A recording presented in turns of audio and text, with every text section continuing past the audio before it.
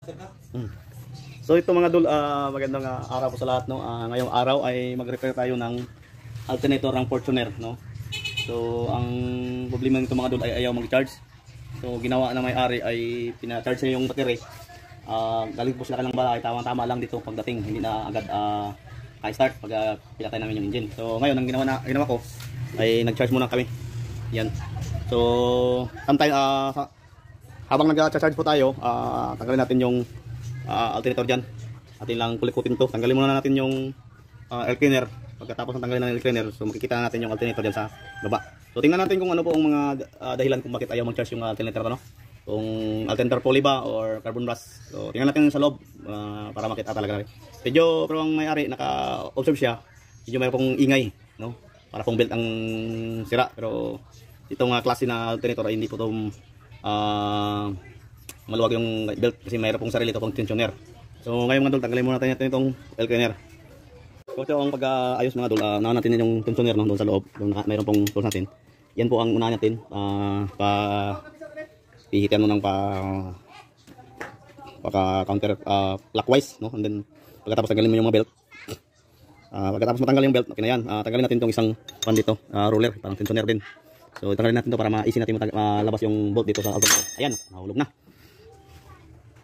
So ito mga dol, ang sasabi ko kanina na para pang tensioner, pro roller po ito, no, iba yung tensioner. Mayroon po siyang sariling spring to, ito wala pong spring, bearing lang to, no.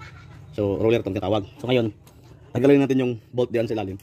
Hindi na niyo makita pero ang bolt po diyan mga gamit, ang tools natin mga gamit diyan sa alternator patanggal ay 14, 10 para sa main line at saka 12 doon sa ilalim mga dol, no. So hindi lang natin makita diyan pero pag nakasaktual ka nito, makikita mo lang yan, no. So yun, patuloy tayo sa pag tanggal.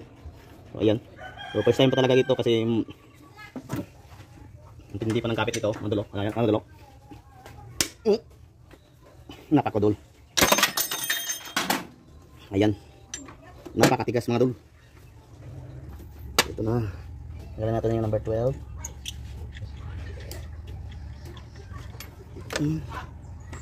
Tapos dito na tayo. Tingnan natin. Okay. Ganyan lang ba mga tol, parang palabas yan. Yan. Pag tingnan nyo natin na malapit na nakakuan. Tanggal yan. Ito na. So ito mga tol, pre-wheeling na siya mga tol. Umikot-ikot na mga tol. So ito po yung una natin nakita na diferensya or yung sira, no? So itry pa natin yung iba. So ito mga tol, ang ating tools, no? Tapos tanggalin natin.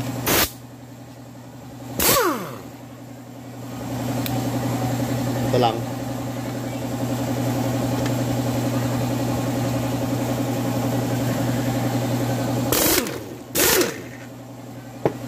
So ayan. Tanggal na agad mga tol.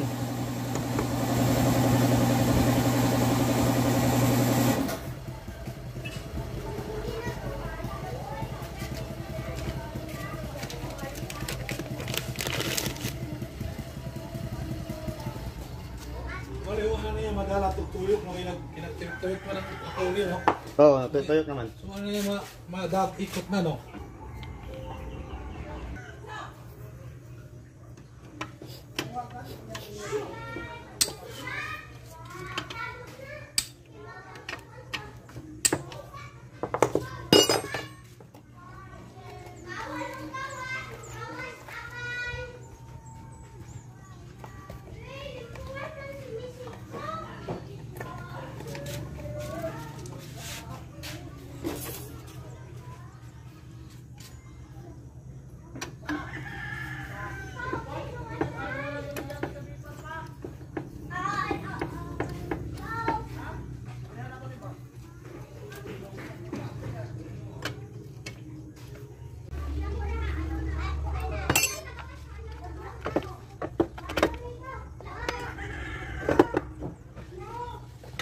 So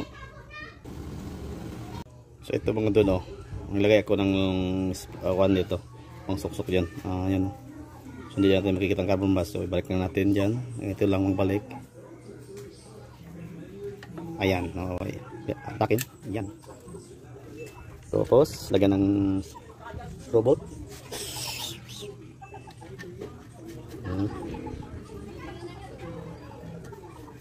Okay.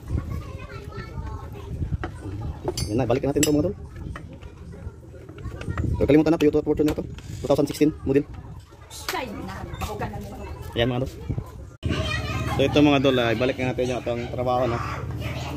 Tapos na tayo mga tol og replace ng alternator pulley. So ibalik na natin sa dito ngayon. So ayan.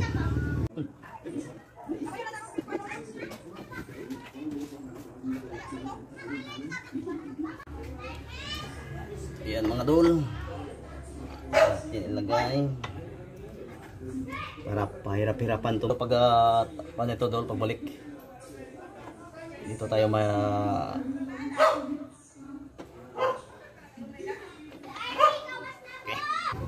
alternator belt yan, yung mga belt dito. So i-check muna natin kung nakapanto. Yan, pasok naman lahat. So i-try natin manda rin to. Ang dito.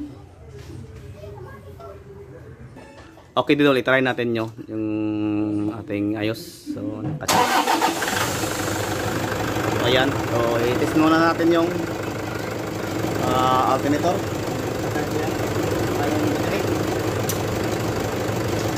Ayan.